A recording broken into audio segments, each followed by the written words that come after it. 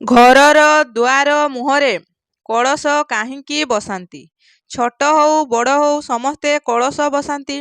ତେବେ କଳସକୁ ଆମେ କେଉଁ ଦିଗରେ ବସାଇବା ଏବଂ କଳସ ବସାଇଲେ କ'ଣ ଲାଭ ମିଳିବ, ତାହା ସହିତ ବାସ୍ତୁ ଅନୁଯାୟୀ କଳସର ଉପକାରିତା ଜାଣିବା ଏହି ଭିଡ଼ିଓ ମାଧ୍ୟମରେ। କାହିଁକି ଦୁଆର ମୁହଁରେ ଆମେ କଳସ ବସାଇଥାଉ? କଳସ ବସାଇବା ଦ୍ୱାରା ଠାକୁର ଆମ ଉପରେ ପ୍ରସନ୍ନ ହୋଇଥାନ୍ତି। କାହିଁକି ନା ଆମ ଶାସ୍ତ୍ର ଅନୁସାରେ କଳସରେ ସବୁ ଦେବାଦେବୀ ବାସ କରିଥାନ୍ତି। ତେବେ ଆପଣ ଦେଖିଥିବେ କିଛି ଲୋକ ଖାଲି ଫୁଲ ଦେଇ କଳସ ବସାଇଥାନ୍ତି। ତାହା ସମ୍ପୂର୍ଣ୍ଣ ଭୁଲ ଅଟେ। ତାକୁ ପୂର୍ଣ୍ଣ କଳସ କୁହାଯାଏ ନାହିଁ। କଳସ ବସାଇବାର ପ୍ରକୃତ ବିଧିବିଧାନ ଅଛି।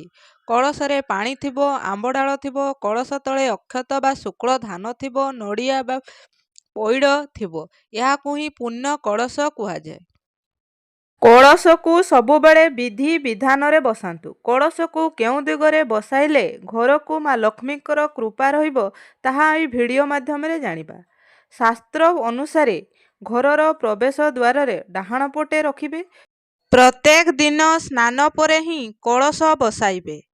ପୂର୍ବ ଦିନ ଯେଉଁ କଳସ ବସାଇଥିବେ ତାକୁ ସ୍ନାନ ପରେ ସେହି ଜଳକୁ ବଦଳାଇ ପୁଣି ଜଳ ଦେଇ ନୂତନ କଳସ ବସାଇ ପାରିବେ। ଠାକୁରଙ୍କର କୌଣସି ସ୍ୱତନ୍ତ୍ର ପୂଜାରେ ହିଁ ଆମେ ପୂର୍ଣ୍ଣ କଳସ ବସାଇ ପାରିବା। ଠାକୁରଙ୍କ ଡାହାଣ ପଟରେ କଳସ ବସାଇବେ ଏବଂ ବାମ ପଟେ ଦୀପ ଏବଂ ଧୂପ ରଖିବେ। ଏହା କଲେ ବହୁତ ଭଲ। ମା ଲକ୍ଷ୍ମୀଙ୍କର କୃପା ସଦାସର୍ବଦା ଆପଣଙ୍କ ଘରେ ରହିବ। ପିତ୍ତଳର ଘଟ ସବୁବେଳେ ବସାଇବାକୁ ଚେଷ୍ଟା କରିବେ। ଏହା ଅତ୍ୟନ୍ତ ଶୁଭ ଅଟେ। ଯେକୌଣସି ପୂଜାରେ ଏକ ପୂର୍ଣ୍ଣ କଳସ ବସାଇ ପୂଜା କରାଯାଏ। ଆମେ ପ୍ରତିଦିନ ପୂଜାରେ କଳସଟି ବସାଇଥାଉ। ପୂର୍ଣ୍ଣ କଳସ ବସାଇବା ଦ୍ୱାରା ସମସ୍ତ ପୂର୍ଣ୍ଣ ଫଳ ପ୍ରାପ୍ତି ହୋଇଥାଏ। କଳସକୁ କେବେ ବି ଭୂମି ଉପରେ ରଖନ୍ତୁ ନାହିଁ। କଳସକୁ ଅରୁଆ ଚାଉଳ କିମ୍ବା ଧାନ ଦେଇ ବସାଇ ପାରିବେ। ପିତ୍ତଳ କଳସକୁ ଘରର ମୁଖ୍ୟ ଦ୍ୱାରରେ ବସାଇଲେ ଶୁଭ ହୋଇଥାଏ। ଠାକୁରଙ୍କୁ ପରିଷ୍କାର ପରିଚ୍ଛନ୍ନ କରି ଆମେ ଯେପରି ପୂଜା କରୁ, କଳସକୁ ମଧ୍ୟ ସଦାସର୍ବଦା ପରିଷ୍କାର ରଖି ଜଳ ଚଢ଼ାଇ ରଖିବା ଉଚିତ। କଳସରେ ସର୍ବଦା ଧଳା ବା ହଳଦିଆ ରଙ୍ଗର ଫୁଲ ଦେବା, କାରଣ ଧଳା ଓ ହଳଦିଆ ମା ଲକ୍ଷ୍ମୀ ଏବଂ ନାରାୟଣଙ୍କର ପ୍ରିୟ।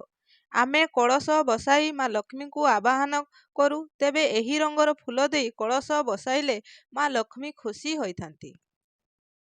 କଳସ ବସାଇଲେ ମା ଲକ୍ଷ୍ମୀ ଆମ ଘରକୁ ଆଗମନ କରିବା ସହିତ କୌଣସି ଗ୍ରହ ଦୋଷ ଥିଲେ ତାହା ଦୂର ହୋଇଥାଏ ଏବଂ ଯେକୌଣସି ଅଧୁରା ସ୍ୱପ୍ନ ପୂରଣ ହେବା ସହ କଳସକୁ ସବୁଦିନ ଆପଣ ଘରର ମୁଖ୍ୟ ଦ୍ୱାରରେ ସ୍ଥାପନା କରନ୍ତୁ।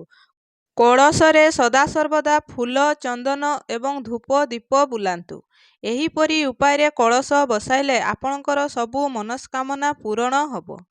ଭିଡ଼ିଓଟି ଭଲ ଲାଗିଲେ ଭିଡ଼ିଓଟିକୁ ଗୋଟେ ଲାଇକ୍ କରି ଚ୍ୟାନେଲଟିକୁ ସବସ୍କ୍ରାଇବ୍ କରିଦେବେ ଏବଂ କମେଣ୍ଟ ବକ୍ସରେ ଜୟ ମା ଲକ୍ଷ୍ମୀ ନିଶ୍ଚୟ ଲେଖିବେ।